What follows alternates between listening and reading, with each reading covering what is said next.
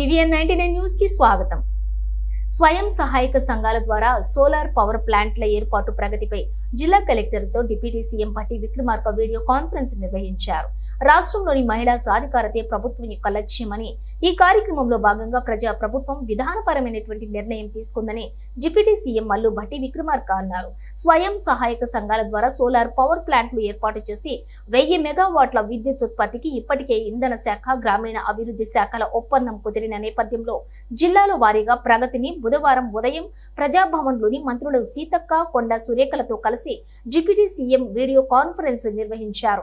మహిళలు ఆర్థిక సాధికారత సాధిస్తేనే వారి యొక్క ఎదుగుదలకు అవకాశాలు ఏర్పడతాయని డిప్యూటీ సీఎం తెలిపారు। అందుకు గాను అంది వస్తున్నటువంటి కొత్త విద్యుత్ పాలసీ ఇంధన గ్రామీణ అభివృద్ధి శాఖల మధ్య గత సంవత్సరం నవంబర్ 19న కుదిరినటువంటి ఒప్పందాన్ని జిల్లా కలెక్టర్లు ఉపయోగించుకుని ముందుకు వెళ్లాలని సూచించారు। 5 సంవత్సరాల కాలంలో 1 కోటి మంది మహిళలను కోటీశ్వరులుగా తీర్చిదిద్దాలని ఇందిరమ్మ ప్రభుత్వం నిర్ణయించింది। ఈ క్రమంలోని మహిళలకు పెద్ద ఎత్తున వడ్డీ లేని రుణాలు అందుబాటులోకి తెస్తున్నాం। పెద్ద మొత్తంలోని డబ్బు మహిళా సంఘాల చేతులకి వస్తున్న క్రమంలో వారు వివిధ వ్యాపారాలు చేసుకునే అధికారులు ప్రణాళికలు కూడా సిద్ధం చేసి వసతులను కల్పించాలని ఆదేశించారు। మహిళా సంఘాలు సోలార్ పవర్ ప్లాంట్ల ఏర్పాటుకు వారికి అందుబాటులో ఉన్న భూమిని గుర్తించండి, అందుబాటులో ఉన్న ప్రభుత్వ భూమిని గుర్తించాలని కలెక్టర్లను ఆదేశించారు। మహిళా సంఘాలు ప్లాంట్లు ఏర్పాటులోని ఆర్థిక సహాయం కోసం బ్యాంక్ అధికారులతో సమన్వయం చేయాలని సూచించారు।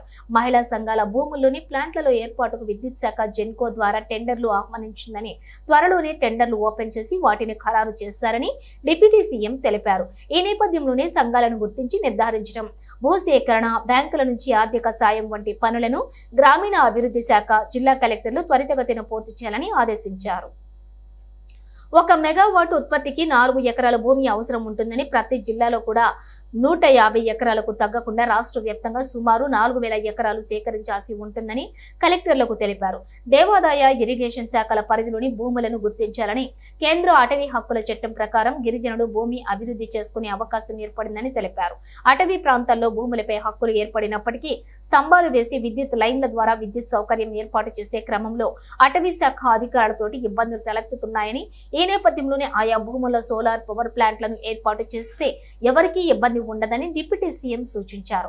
సోలార్ విద్యుత్ అందుబాటులోకి వస్తే అటవీ ప్రాంతాల్లోని రైతులు డ్రిప్ ఇరిగేషన్ ద్వారా పెద్ద ఎత్తున పంటలు సాగు చేసుకునే అవకాశం కూడా లభిస్తుందని తెలిపారు।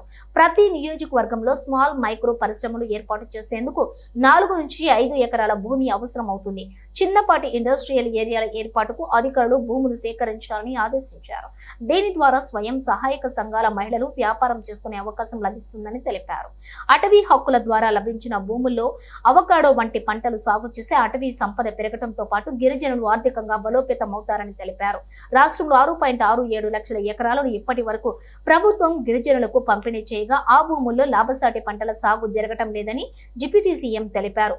ఇక నుంచి ఆ భూముల్లో ఉపాధి హామీ, గిరిజన శాఖ, స్వయం సహాయక సంఘాల ద్వారా వచ్చేటటువంటి పథకాలన్నింటినీ కూడా సమన్వయం చేసుకుని ఆర్థికంగా ప్రయోజనం కలిగించే పంటల సాగును ప్రోత్సహించడానికి ప్రణాళికలు సిద్ధం చేయాలని గిరిజన శాఖ అధికారులను డిప్యూటీ సీఎం ఆదేశించారు।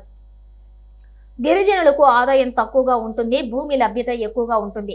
ఈ నేపథ్యంలోనే అచ్చంపేట నుంచి ఆదిలాబాద్ వరకు గోదావరి పరివాహక ప్రాంతంలో భూములపై అధికారులు దృష్టి పెడితే గిరిజనులకు ప్రయోజనం జరుగుతుందని మంత్రి సీతక్క తెలిపారు। హైదరాబాద్ వంటి మహానగరాల్లో భారీ భవంతులపైన సోలార్ పవర్ ప్లాంట్లను ఏర్పాటు చేయాలని డిప్యూటీ సీఎం అధికారులను ఆదేశించారు।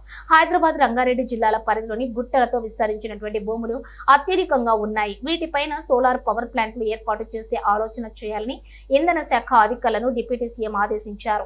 వీటి ఏర్పాటు ద్వారా ప్రభుత్వ భూములు పరిరక్షణకు అవకాశం ఉంటుందని వివరించారు। వీడియో కాన్ఫరెన్స్ లోని వికారాబాద్ జిల్లా collector Prateek Jain, DRDS Srinivas, SC electricity Leelavathi, అటవీ శాఖ అధికారి జ్ఞానేశ్వర్, గిరిజన సంక్షేమ అధికారి కమలాకర్ రెడ్డి తదితరులు పాల్గొన్నారు। అనంతరం టెలికాన్ఫరెన్స్ ద్వారా జిల్లాలోని మండల తహసీల్దార్లకు అటవీ మరియు ప్రభుత్వ భూములను గుర్తించి నివేదికలు సమర్పించాలని కలెక్టర్లు అధికారులకు ఆదేశించారు।